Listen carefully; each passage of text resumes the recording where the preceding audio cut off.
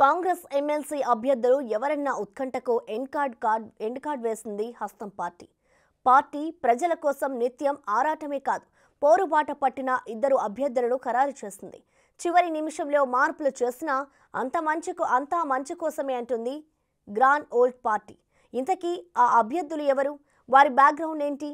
భంగపడ్డ ఆశావాహులకు party ఇచ్చిన అభిహస్తం ఏంటి?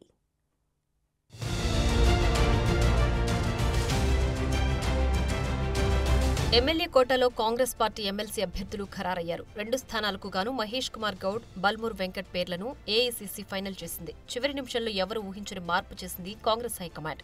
జాబితా నుంచి అద్దంకి దయాకర్ను పక్కన పెట్టారు. అద్దంకి దయాకర్ను వచ్చే పార్లమెంట్ ఎన్నికల్లో వరంగల్ నుంచి పోటీ చేయించే ఆలోచనలో కాంగ్రెస్ పార్టీ హైకమాండ్ ఉన్నట్లు తెలుస్తోంది. బీసీ కోటాలో మహేష్ కుమార్ గౌడ్ దక్కించుకోగా మరో స్థానానికి ఎన్ఎస్యూఐ అధ్యక్షుడు బల్మూర్ వెంకట్కు అవకాశం దక్కింది. ఇటీవల జరిగిన అసెంబ్లీ ఎన్నికల్లో తుంగతుర్తి టికెట్ ఆశించి భంగపడ్డ అద్దంకి దయాకర్కు ఎమ్మెల్సీ అవకాశం వస్తుందని అంతా అనుకున్నప్పటికీ అది కార్యరూపం దాల్చలేదు. ఈ విషయాన్ని అద్దంకి సైతం క్లారిటీ ఇచ్చింది.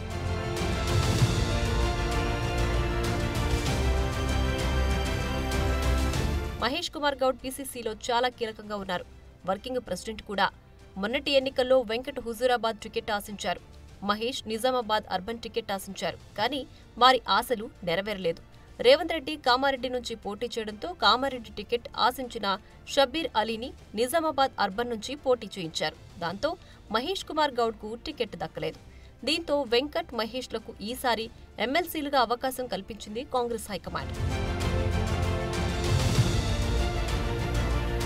కష్టించే కార్యకర్తలకు సముచిత స్థానం ఉంటుందని కాంగ్రెస్ ఎమ్మెల్సీ అభ్యర్థి మహేష్ కుమార్ గౌడ్ అన్నారు. తప్పనిసరిగా అందరికీ అవకాశాలు దక్కుతాయని చెప్పారు. కాంగ్రెస్ పార్టీ గొప్ప పార్టీ. కష్టపడ్డ ప్రతిభానికి ముందో వెనుకో న్యాయం చేస్తారని చెప్పడానికి ఇది తార్కాణం. చాలా ఏళ్ళుగా కాంగ్రెస్ పార్టీలో ఉన్నాను. పార్టీ కూడా నాకు అవకాశాలు ఇచ్చింది. 2 మార్లు ఎమ్మెల్యేగా పోటీ చేసే అవకాశం ఇచ్చింది. కష్టకాలంలో గెలలేకపోయాం.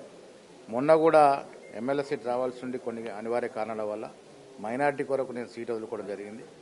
ఆ వదులుకున్న ధర్మిలా ఆర్ఎన్ఎస్లో ఉన్నాం, ఎన్నేళ్ళు కష్టపడుతున్నాం కాబట్టి న్యాయం చేయాలనే దృక్పథంతో ఇవాళ ఎమ్మెల్సీగా నాకు అవకాశం ఇచ్చింది. సో పార్టీ పెద్దలందరికీ ధన్యవాదాలు చెప్తా ఉన్నాను. కాంగ్రెస్ పార్టీలో ఉండి కష్టపడితే ఏదో ఒక రోజు న్యాయం జరుగుతుందని చెప్పడానికి మాకు ఇవాళ వచ్చినటువంటి అవకాశం ఇది. ఎమ్మెల్సీ అభ్యర్థిగా అవకాశం ఇచ్చిన పార్టీ పెద్దలకు ధన్యవాదాలు తెలిపారు బల్మూరి వెంకట్. యువత, విద్యార్థి సమస్యలను కౌన్సిల్లో బలంగా వినిపిస్తారని చెబుతున్నారు ఆయన. ఏదైతే ప్రతిసారి కూడా కాంగ్రెస్ పార్టీ యువతని ప్రోత్సహించి అనేక మంది మాట్లాడతారు. కానీ ఈ రోజు బెస్ట్ ఎగ్జాంపుల్ పార్టీ సెట్ చేసింది. పార్టీ కోసము ఏమీ ఆశించకుండా కష్టపడితే కూర్చున్న జాగలనే పదవి వస్తుందానికి నిదర్శనం ఈరోజు బల్మూర్ వెంకట్కి ఎమ్మెల్యే కోటాలో ఎమ్మెల్సీ అభ్యర్థి లెక్క నన్ను ప్రతిపాదించడము. తప్పనిసరిగా పార్టీ నాపైన పెట్టుకున్న విశ్వాసాన్ని తప్పనిసరిగా పార్టీ మెరుగు కోసం, దానితో పాటు తెలంగాణ ప్రజల సమస్యలు పరిష్కరించే దిశగా బల్మూర్ వెంకట్ పనిచేస్తాడు. దానితో పాటు తెలంగాణ రాష్ట్ర వ్యాప్తంగా ఉన్న యువతకి, విద్యార్థులకి నేను మీకు ఒక భరోసా కల్పిస్తాను. మొన్నటి వరకు నేను ప్రతి ఒక్కరు అడుగుతున్నాను, నన్ను చట్టసభలలో మా సమస్యలు ఏ రకంగా పరిష్కరిస్తాను. బహుశా పార్టీ అది ఆలోచించి వాళ్ళ పక్షాన చట్టసభలో ఒక వ్యక్తి ఉండాలని చెప్పి వాళ్ళకి ప్రతినిధిగా ఈరోజు బల్మూర్ వెంకట్కి అవకాశం కల్పించడం జరిగింది. ఎమ్మెల్సీ స్థానాల ప్రకటనపై అద్దంకి దయాకర్ స్పందించారు. తాను కాంగ్రెస్ పార్టీకి విధేయుడునని, అధిష్టానం తీసుకున్న నిర్ణయాలకు కట్టుబడి ఉంటానని చెప్పారు. పార్టీ కోసం సహనంగా ఉంటానని, తనకు మరింత మంచి పొజిషన్ ఇవ్వాలని పార్టీ ఆలోచిస్తుందని భావిస్తున్నట్లు తెలిపారు.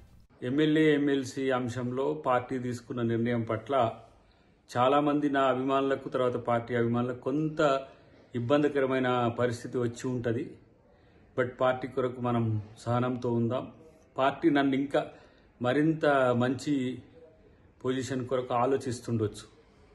కాబట్టి ఇది రాకపోవడం వల్ల ఏదో అద్దంకి దయాకరణ మీద ఏదో కుట్రనో నష్టం జరుగుతుందని భావించకండి. ఎందుకంటే డెఫినెట్గా నా పట్ల కేంద్ర పార్టీ కానీ, రాష్ట్ర పార్టీ కానీ చాలా సీరియస్గా కన్సర్న్ ఉన్నది.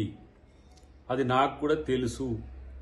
ఈ లిస్టుతో ఇన్ని రోజుల పాటు సస్పెన్స్గా మారిన ఎమ్మెల్సీ ఎన్నికలపై క్లారిటీ వచ్చినట్లయింది. 29న 2 స్థానాలకు పోలింగ్ జరుగుతుంది. పోలింగ్ ముగిసిన వెంటనే కౌంటింగ్ నిర్వహించి ఫలితాలు ప్రకటిస్తారు. ఈ 2 ఎమ్మెల్సీల పదవీకాలం 2027 నవంబర్ వరకు ఉంది.